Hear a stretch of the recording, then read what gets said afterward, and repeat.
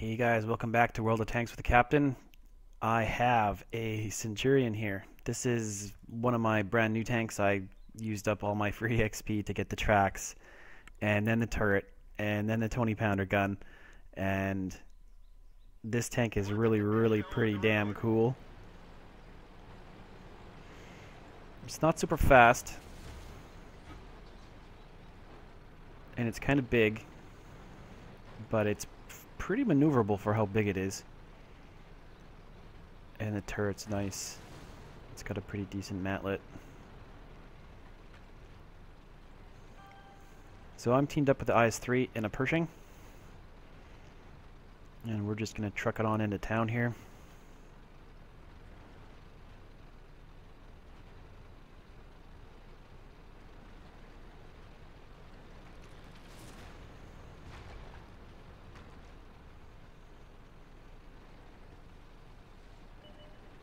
And over this ground here, I'm doing like about 30-ish, which is alright.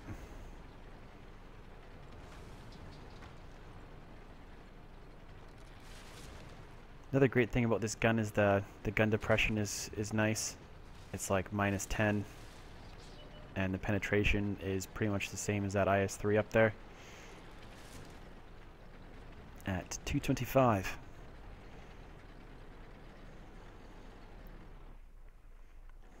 So I'm just trying to see who's where in the team at this point.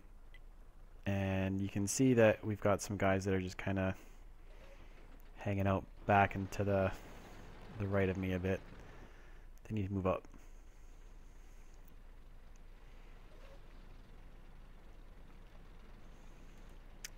And what do I spot but an IS-3? And I don't have any problems pinning him. So I plug one into the front, and then I bounce a shot from the annoying E25 that managed to get into the middle of the map. Or maybe it was 1375. It was something in the middle that was shooting me, and it shot really fast. And it's either one of those two tanks. So I know that that tank's down there now, and our SU-122-44 is too afraid to go do anything about him.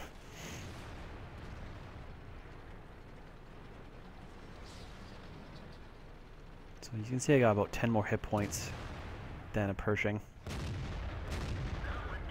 And that one hit him on just the very edge of his armor, which is probably the thickest spot on the pike nose.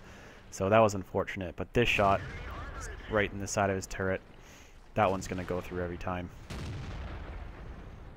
And then he gets finished off. It looks like we got some marauding tier 6s trying to wolfpack us. He takes 2 big hits as he comes around, and then some ramming damage. And instead of shooting me, he shoots the Pershing instead. And he's still trying to keep the Pershing tracked, so I track him back. So I took a shot from the L70, and he shot me in the lower plate. That one went through. And then Henry comes down and slugs him, and he's dead.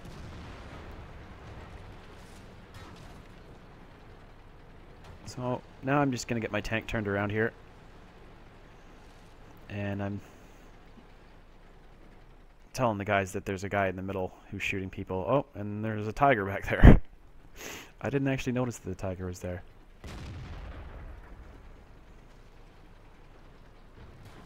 Yeah, because I did pull back there in an attempt to try and get a shot at the tiger, but I just kept getting shot by an invisible tank. So I figured it wasn't worth my time. So I pull forward, shoot the lion in the lower plate, penetrate him pretty easy. And then I get kind of hung up on the sides of these buildings.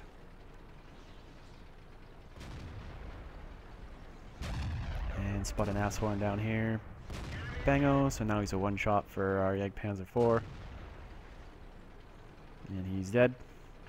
And it looks like someone killed that tiger for us, so that's good. But things aren't looking good in the valley. We've just lost all of our tanks. So pull around here. Plug the line in the back. And it's time to turn around. So I've had half of my life erased from a couple guys shooting in the middle and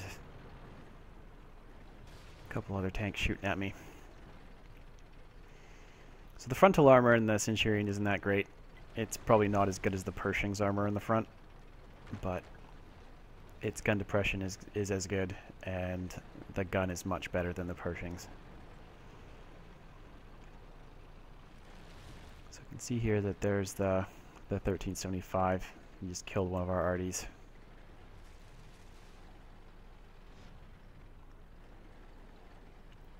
I'm just trying to get a bead on him here, like who's going to come around the corner, or is it just going to be the 1375? And I thought he was going to try and come forward there, but he ends up stopping. I thought he'd go forward, but he didn't end up going forward. So our T-71's over there, trying to blast away at him. And unfortunately, I thought I was able to save the T-71, but the E-25 shot him from stealth somewhere in stealth land. Probably in the middle. Maybe around the other corner. We'll never really know where he was. E-25 can relocate really fast, so it's going to speed this part up because there was a bit of jockeying around who's going to go where kind of thing at this point. We thought they might try and push the valley at this point, so we all kind of dropped back over here. And for whatever reason, Attila decided to pull up at that point and get himself killed. So, not sure why he managed to, why he thought it would be a good idea to do that with his tank. So we pull up here, and then Mystics takes the middle, runs into the E-25, but there's a bunch of tanks there that are dead, and he can't really get around them, so not much we can do about that.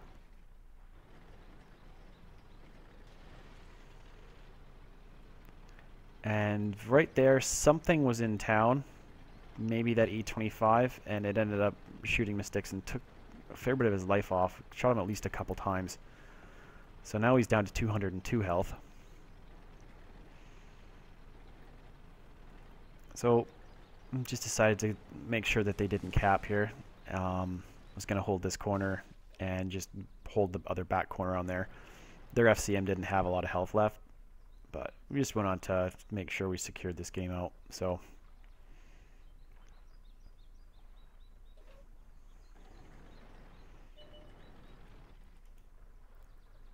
right here, I spot the E-25 coming across, so I just pre-aimed him, fired, managed to hit him on the move from almost 500 meters, and then I backed up and aimed at the back part of him and took some careful aim, and the shot went exactly where I needed it to go. So the Centurion's accuracy is really, really solid. It's one of the things I like about this tank. And I thought I'd save the RD again, but he got nuked by the GW Panther, so saving people in this game didn't really work out too good.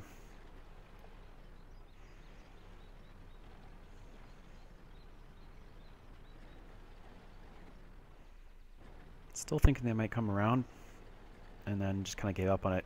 Figured that they weren't going to do it.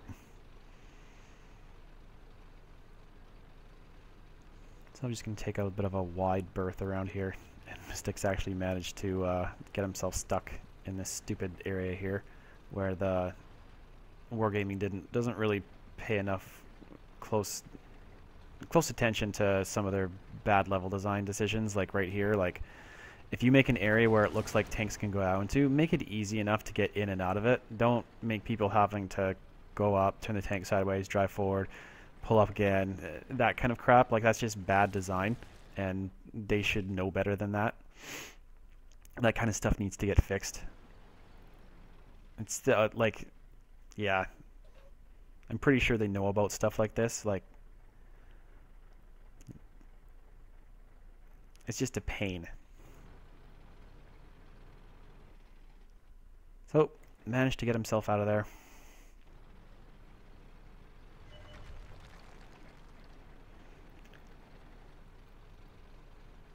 There's a Yag Tiger 88 over there. And I was pretty far back at this point, still not sure if the FCM was going to try and go for it or not. And I probably should have taken a straighter line to the other tank. I wasn't sure just how far forward he was, whether I was going to get shot trying to get across here, but he was nowhere near being able to shoot me. And he was GW Panther just taken up by Henry, so that's nice. And I'm going across ground here. I'm doing about 40. Knocking over some trees, wrecking some walls. I can't wait to be able to shoot through stuff.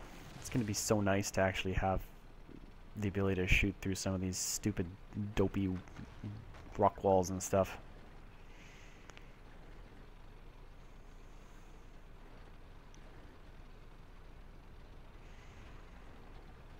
Guys are taking a bit of damage here. 15% and 32%.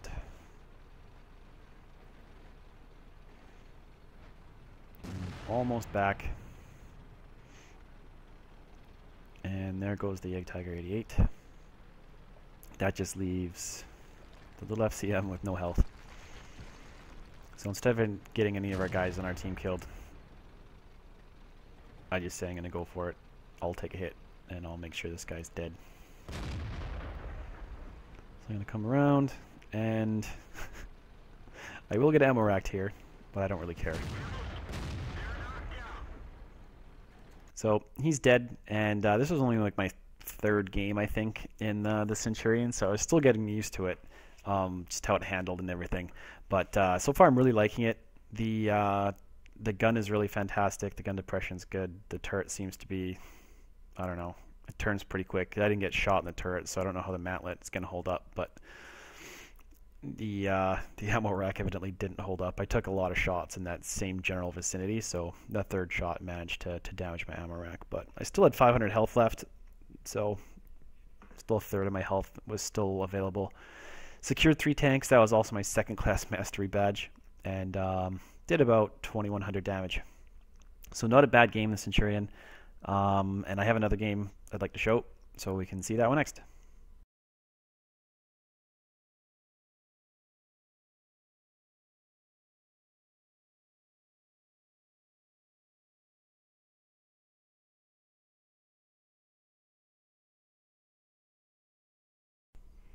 Okie dokie, so we're on the Canadian map, the Serene Coast. I like this map quite a bit. Mostly because it's Canadian. I'm just kidding. Mostly because I like that it has hills, and there's quite a lot of different choke points. There's like all the stuff on the left, and there's all these tunnely things in the valley. Then you can go through the town, or you can go on the island. It's not just one way or another way like some of the other maps.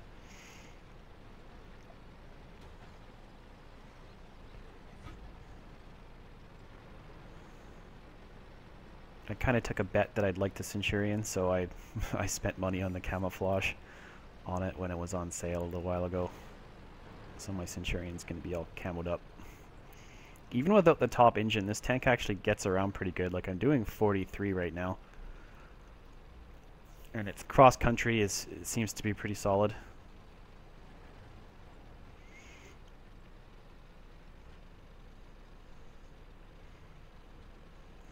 There's a WZ131. He's a little bit quicker than me. KV1S, heavy tank. Yeah, it's as fast as the medium tanks. So according to someone's XVM, this WZ131 was their team's best player. Oh, he's a Tesla player. But that really didn't save him. So I put a shot into him. And I did take a shot there, and it hit me in the side. There was a whole cluster of bad guys over here. So I just pulled up here and started shooting at them. And that, I'm not sure if that just bounced.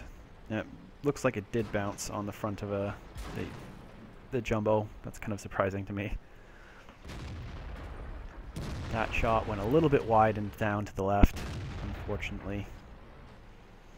Just pulling forward here to see if I can get some shots. T150 will be easy pickings. So I put a shot into that fella. T150's not feeling too good about himself now.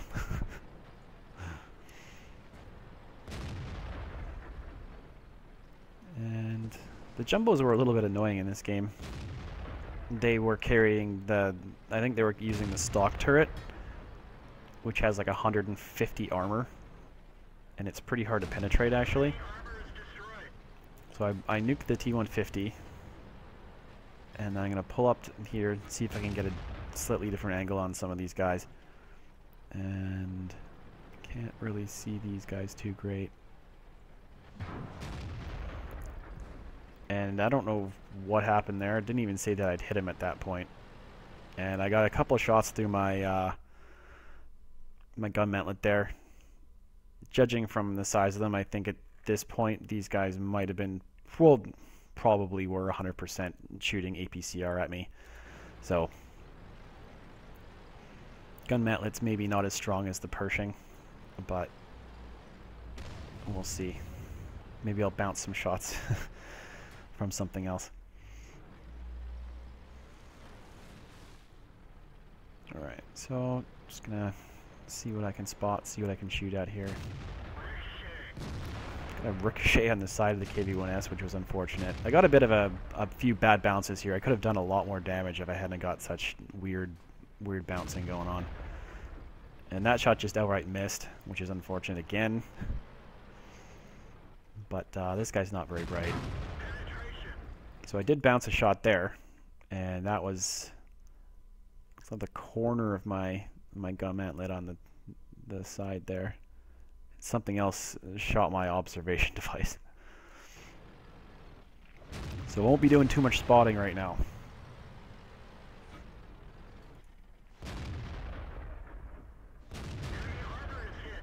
So that guy backed up way too much. I don't know what he was doing. So I plugged him. And I don't have much of a shot at him there.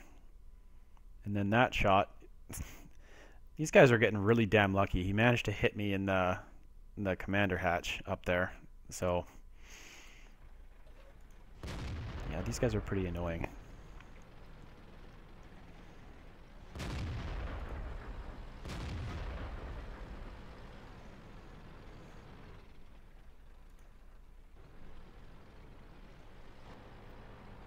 And there's the SU again. Hit him for another 200 damage. Got some pretty low rolls here. 30 below average is pretty bad. So the tier 8s are going to go take out the tier 6 trash here. And before I can hit him, he gets secured by Arson in his T-44. And there's Henry in his IS-3 right there. So now there's really nothing left to shoot at. So it's time to move down.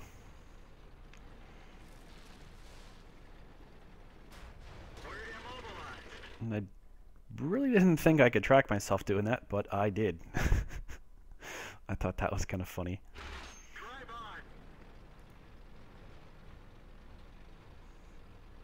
So that's just a KV-2. I'm pretty sure Henry could just deal with those guys himself, because I could see that our base was going to get taken over here pretty quick. And I asked the VK to come back, but you can see steadfastly he's just going the exact opposite way. No map awareness at all. And our GW Panther at least had enough of a brain to pull back into that low area down there. So he could at least do fire support for when I pop up. And I'm going to try and spot these guys, because they're going to be really damn close to be getting in the base right now. So I do a little bit of poking. Didn't see anything. Thought about maybe going down the other side there, but if I pop over right now, I'm going to get lit up by an IS-3 and an IS-6, and I don't need that to happen. I need to try and maintain my hit point pool. So I'm going to try and pull back a little bit here and use my good accuracy to affect. So I spot the IS-6, hit him. See, the IS-3's actually got full health, but I do have a nice ridge line now because I have pulled back. So pull back a little bit more, and I took a pretty big hit from that IS-6. And it damaged my fuel tank.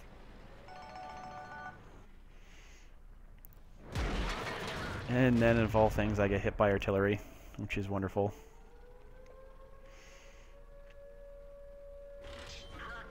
And the whole time we're getting yelled at by our T-43, who just probably needed to just shut up.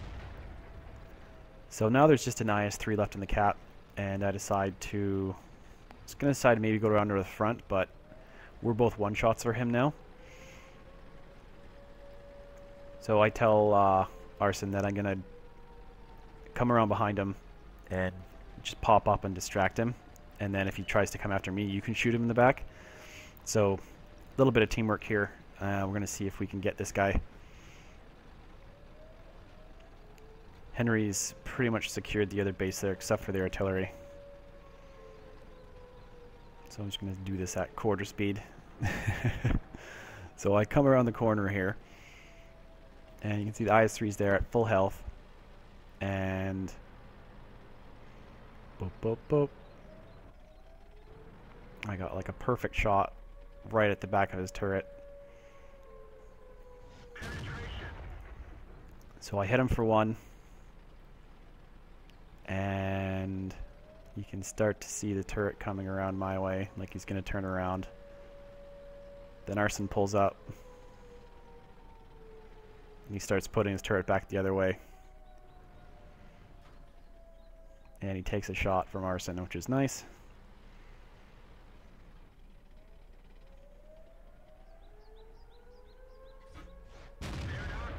And ammo rack. Yes, that's the best way to finish out this game.